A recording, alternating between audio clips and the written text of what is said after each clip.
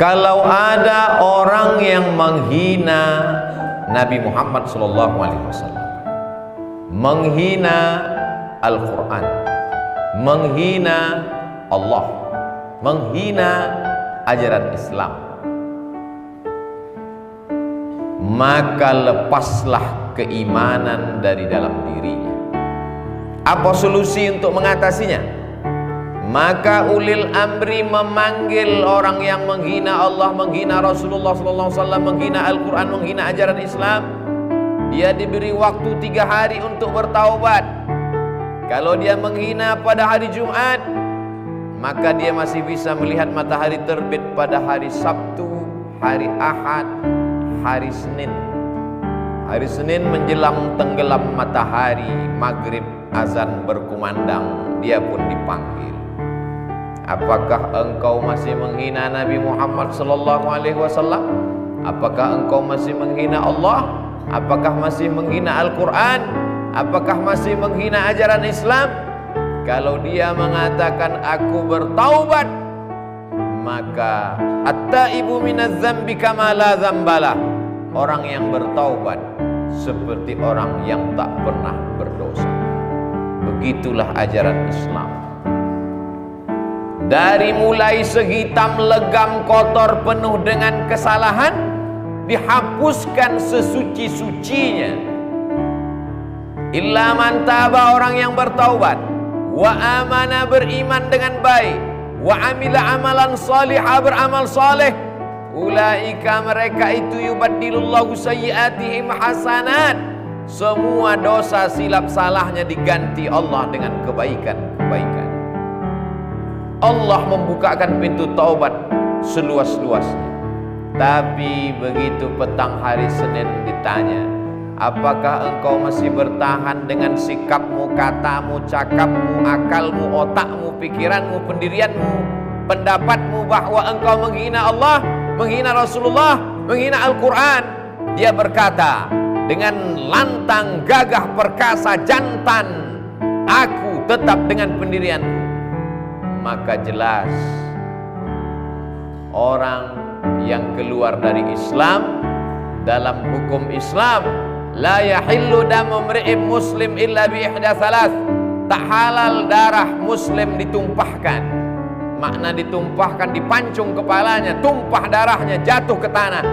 Tidak boleh menumpahkan darah seorang muslim illa bi ihda thalath, kecuali dia melakukan 3. Yang pertama, an-nafsu bin nafsi, pembunuh.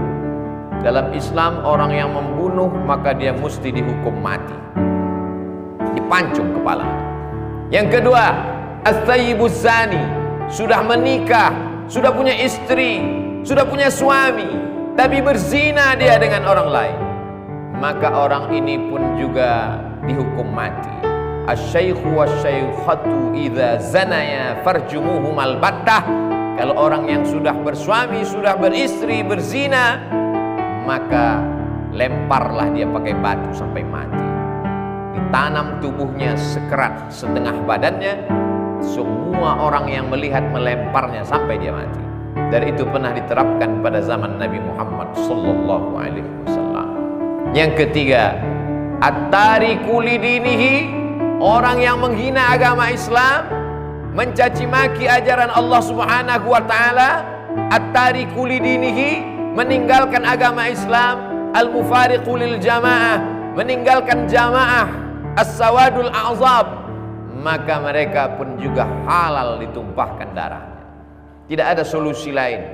Dimasukkan mereka ke dalam penjara, maka sesungguhnya menghabiskan anggaran negara untuk memberi makan, menggaji pegawai sipir.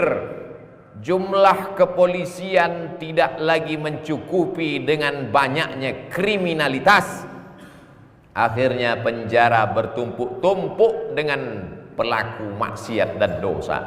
Padahal ada hukuman yang memberikan efek jera. Fungsi daripada hukuman adalah supaya orang jera tidak lagi melakukan perbuatan yang sama di masa yang akan datang. Apakah mengurung orang memberikan efek jera? Ada kalanya memberikan efek jera, tapi berapa kasus justru menjadi penjahat kecil. Setelah dikurung, berkumpul dengan penjahat-penjahat besar, mereka justru terkontaminasi dan menjadi penjahat lebih besar. Agama Islam datang untuk menjaga. Islam ini diambil dari kata aslama yuslimu islaman, berasal dari kata salam. Salam artinya damai, kedamaian. Orang yang baik menebarkan kebaikan, itulah Islam. Manil muslim? Siapa itu muslim? Man salimal muslimun min lisanihi wa yadih. Selamat orang lain dari lisannya, lidahnya, wa yadih, dari tangannya. Kalau ada orang mengaku muslim tapi lidahnya kasar, sumpah serapah, caci maki. Kalau ada orang mengaku muslim tapi tangannya kasar, memukul, menganiaya orang, sesungguhnya dia bukan muslim. Walaupun sholatnya rajin, puasa sunatnya banyak, dia terjebak pada ritual ibadah. Dia hanya pembaca teks agama, dia tidak menjalankan pesan-pesan agama. Walillahil asmaul husna, Allah punya nama banyak sekali. Fad'uhu biha, panggillah Allah dengan nama-nama yang banyak. Ya Rahman, Engkau Maha Pengasih. Ya Rahim, Engkau Maha Penyayang. Ya Salam, Engkau Maha Pemberi keselamatan. Di antara sekian banyak nama Allah dalam Al-Asmaul Husna, As-Salamul Mu'minul Muhaiminul Azizul Jabbar. Di antaranya adalah As-Salam, Allah yang memberikan kedamaian. Bagaimana mungkin kita bisa hidup damai kalau ada duri dalam daging yang senantiasa mengganggu, merongrong, merusak kebersamaan? Adapun orang-orang yang tidak seagama dengan kita, tidak sekeyakinan dengan kita, bagaimana Islam mengatur kedamaian?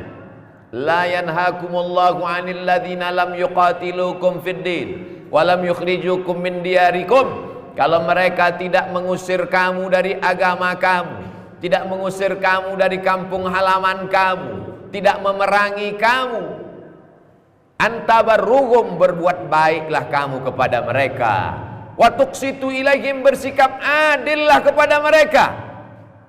Ketika Amr bin As sampai ke negeri berada di ujung Afrika Utara, negeri itu bernama Fustat. Sekarang kita mengenalnya dengan nama Mesir. Di Mesir ada non-muslim ortodok. Ketika itu pelebaran jalan, ada seorang ortodok yang teraniaya, lalu kemudian dia mengadu kepada Khalifah Amirul Mukminin Umar ibn Khattab. Umar bin Khattab mengambil tulang, lalu di tengah tulang itu dia garis lurus dengan ujung mata pedangnya. Dia tidak mengirimkan surat, dia tidak mengirimkan kata-kata, yang dikirimnya hanya tulang yang digaris dengan garis lurus. Tulang itu dibawa kepada gubernur Mesir Amr bin As radhiyallahu an. Menggigil Amr bin As melihat. Kenapa? Karena terkandung pesan yang dalam. Kenapa mesti tulang? Karena engkau hanyalah tulang yang dibalut dengan daging, di dalamnya ada darah mengalir, dibalut dengan kulit, dibalut dengan pakaian, jubah dan kehormatan. Sampai masanya kau hanya akan menjadi tulang belulang. Garis lurus, engkau mesti jujur, lurus. Jangan pernah ada orang yang teraniaya walaupun berbeda agama. Begitulah Islam mengajarkan kedamaian, menjaga persatuan. Di kota Al-Madinah Al-Munawwarah ada Yahudi Bani Nadir, ada Yahudi Bani Quraizah, ada Yahudi Bani Qainuqa, ada Yahudi Khaybar. Islam hidup dengan kedamaian sampai akhirnya mereka melanggar perjanjian. Mereka mengejek, mengolok-olok Nabi. Kalau di kota Makkah Nabi diejek tidak melawan karena dia lemah. Tapi di kota Al-Madinah Al-Munawwarah dia yang paling berkuasa, dia pemimpin, baik yang muslim maupun yang tidak. Apa kata mereka kalau berjumpa dengan Nabi Muhammad SAW? Assalamu alaika. Orang Islam berjumpa mengucapkan Assalamu alaika, keselamatan untukmu.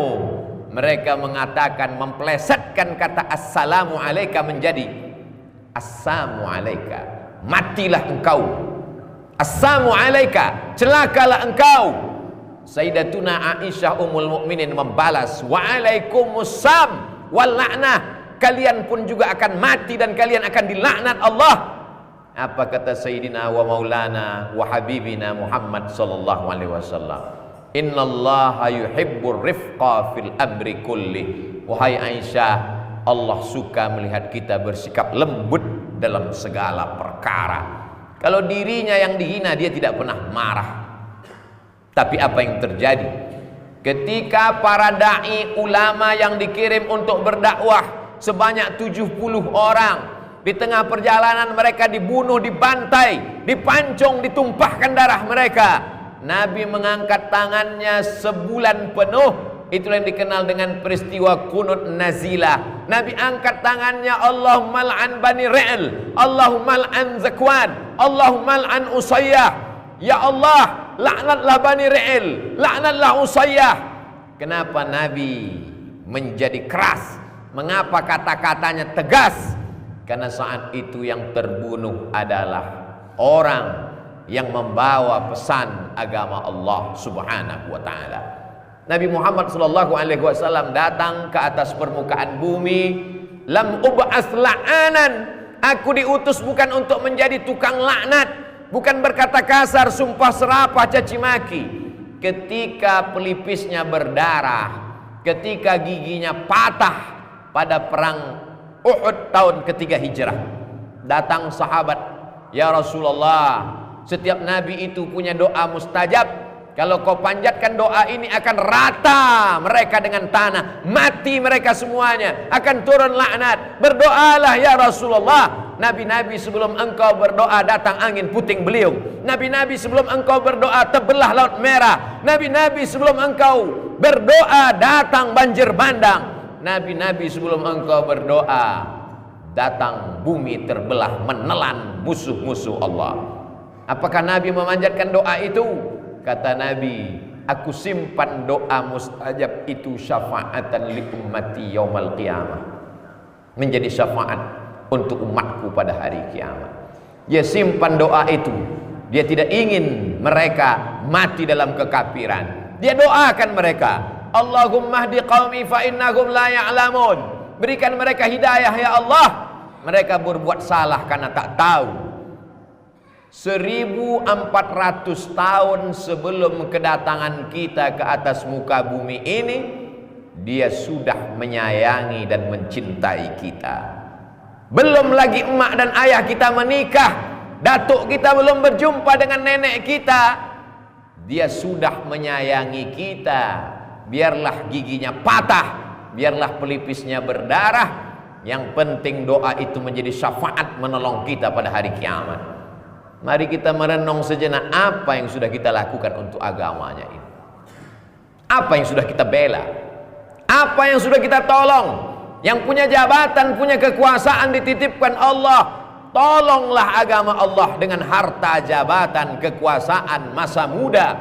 Karena sampai masanya nanti keinginan kuat untuk beramal, tapi saat itu kesempatan tak lagi ada. Ada orang yang hartanya banyak tapi sibuk. Ada orang yang waktunya luang, hartanya tidak ada. Ada orang yang hartanya ada, waktunya ada, tapi hatinya tak terbuka untuk menolong agama Allah. Sampai pada masanya yang kaya mati, yang punya kekuasaan pun juga akan mati menghadap Allah Subhanahu wa ta'ala. Pada saat itu barulah mereka dalam penyesalan yang nyata. Rabbana ya Allah, absarna, mata kami sudah melihat azab, wasami'na, telinga kami sudah mendengarkan azab, farji'na, balikkan lagi kami ke dunia, na'mal salihah, kami ingin beramal salih. Tapi nyawa tak lagi kembali ke dalam jasad, dunia tak lagi utuh semula. Idza sama'um fatarat, langit terbelah, wa idzal kawakibun tatharat, planet-planet bertabrakan, wa idzal quburu bu'thirat, semua yang dikubur dibangkitkan, wa idzal mau'udatu su'ilat, semua anak-anak yang dulu dikubur hidup-hidup akan ditanya, bi ayyi dzambin qutilat, atas dosa apa kamu dibunuh hidup-hidup. faman ya'mal mithqala dzarratin khairan yarah. Yang sempat berbuat baik walaupun sebesar biji sawi, dia akan melihat perbuatan baiknya. Ketika raja yang paling zalim, paling aniaya, Namrus namanya, dia kumpulkan semua kayu bakar, harriquhu, bakar. Yang dibakar hanya satu orang, tidak ada yang membela dan menolong dia. Ibrahim namanya. Datanglah seekor burung pipit membawa 2-3 tetes air.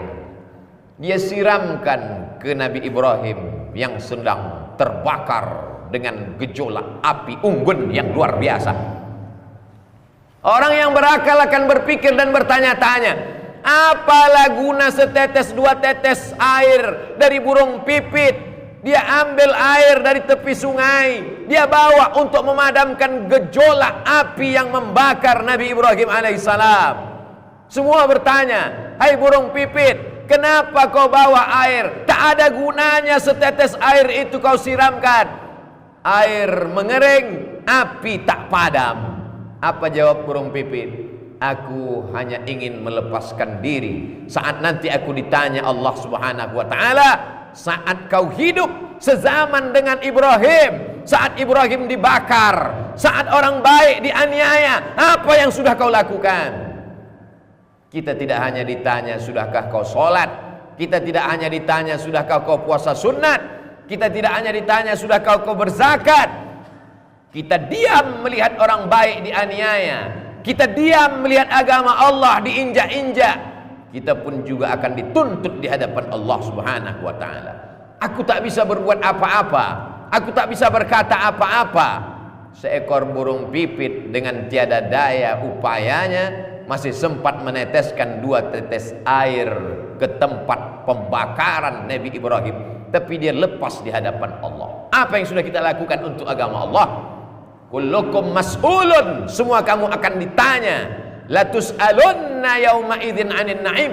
Semua yang punya jabatan, yang punya harta, yang punya nafas, yang punya detak jantung, beruntung orang-orang yang sudah mati, karena mereka tak lagi ditanya, karena jantung tak lagi berdetak, karena nafas tak lagi berhembus.